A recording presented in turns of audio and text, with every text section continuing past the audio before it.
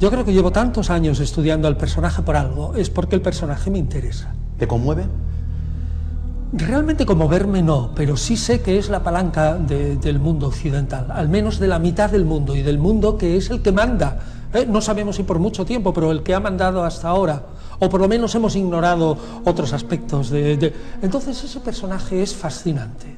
Ahora, ¿cómo lo veo yo? Pues yo no lo veo como un hijo de Dios. A lo mejor es de formación profesional, y debo decirlo con toda honestidad a los que nos ven y nos oyen ahora. Yo lo veo ya con esta, digamos, pose, si yo puedo decirlo, de 40 años, de ser un filólogo, amante de los textos, de ser un historiador, de intentar ser un racionalista, de estar analizando los textos y de ser un poco escéptico, o bastante. Entonces yo veo al personaje pues como un rabino, y realmente un rabino fracasado. Pero un rabino estupendo, genial en algunos aspectos, un genio religioso, porque destacó sobre otros rabinos de la época, pero no me emociona a mí, personalmente. ¿Un gran exorcista? Yo creo que sí. ¿Un gran curandero con poderes totalmente sobrenaturales? Cierto, totalmente, no diría sobrenaturales, pero por lo menos paranormales. Es decir, lo que podemos decir de Jesús curandero y exorcista, brevemente, desde el punto de vista de la ciencia es: un historiador tiene que afirmar que los contemporáneos de Jesús sostuvieron que él hacía cosas que no eran corrientes y que a los ojos de los demás les parecían extraordinarias. Jesús anunció repetidas veces que la llegada del reino de Dios era inminente. Me pregunto por qué Jesús anuncia algo que luego no sucede. ¿Estaba mal informado? ¿Hubo en las altas instancias un cambio de planes posterior? ¿Engañaba sabiendo que lo hacía o se creía sus propias fabulaciones? Por algo remotamente parecido a eso se exigiría la dimisión de un dirigente político en nuestros días. Muy bien, es una buena pregunta. Yo respondería que Jesús, a su vez, se enmarca dentro de una figura que es el rabino carismático, es decir, dotado de gran poder frente a las masas, que atrae a las masas, y que es un apocalíptico, es decir, que está convencido de que el fin del mundo va a venir, digámoslo, dentro de 10 minutos.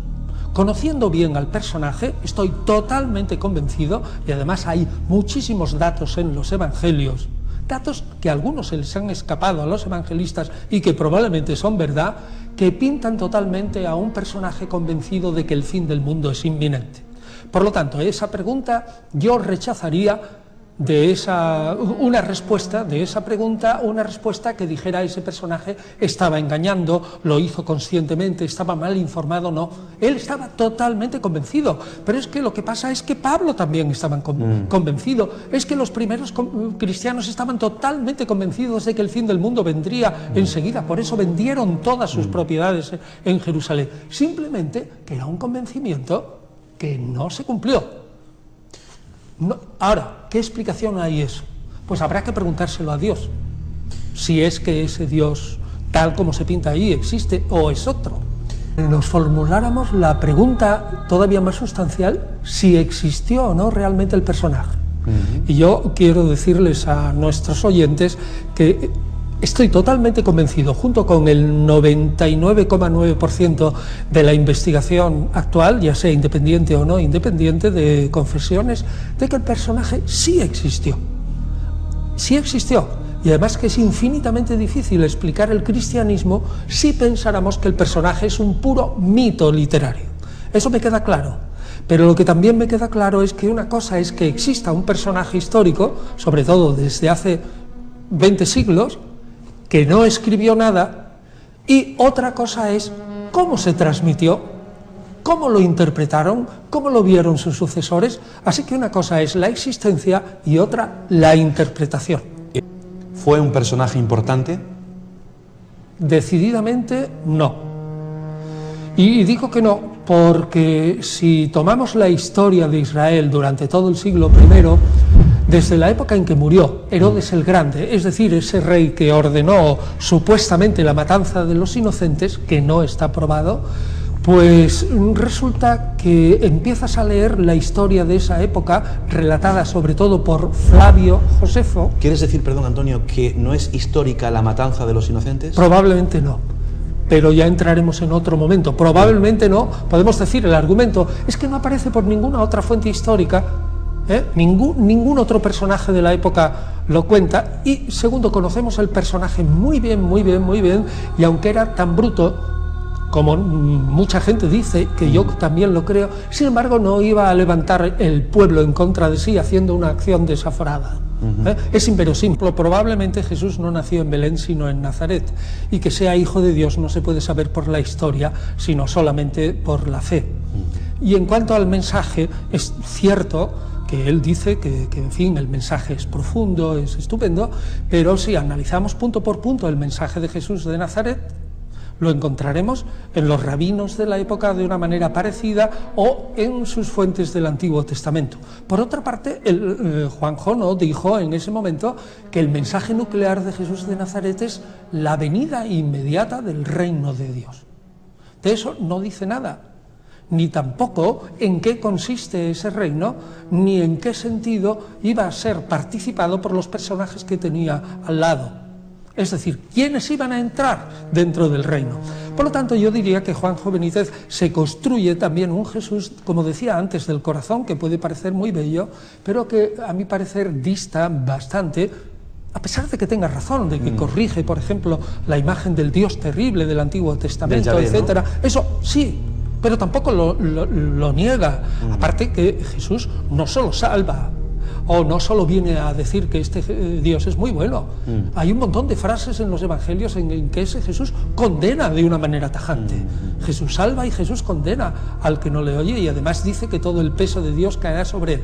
En una palabra, yo diría, Juanjo Benítez, pues dice medias verdades, o decía medias verdades, no sé lo que pensará ahora. Antonio, es que Jesús no estuvo casado. No lo sabemos. Nosotros solo tenemos de Jesús, de una manera medianamente científica, aquellos meses de su vida pública. Si estuvo casado antes del momento en el que empezó su vida pública, es decir, después del bautismo por Juan Bautista, nosotros no lo sabemos, no tenemos fuentes fidedignas. Todo lo que sabemos anterior se reduce a 3 o 4 cosas, y encima son fantasías. ¿Pudo estar casado? Bien, pero si tú me dices cuál es el núcleo, es lo que dije antes. La síntesis. La síntesis es: Jerusalén es la tierra de Yahvé, un Yahvé tal como yo lo predico. Sus habitantes no son fieles a la alianza. El día de Yahvé, es decir, el día en que Yahvé instaure su reino, está muy cerca. Convertíos. El que no se convierta, el que no atienda a mi mensaje, no entrará en el reino, y por tanto no se salvará. Será condenado a un fuego eterno. Ese es el núcleo de Jesús: preparar a la gente para que a su vez ellos estén dispuestos a autoprepararse e ir lo más abiertos de corazón posible a entrar en el reino de Dios. ¿Cuántas veces hemos escuchado en numerosos sitios que la Iglesia ha manipulado, ocultado, silenciado, descafeinado el mensaje de Jesús? Lo hemos oído muchas veces.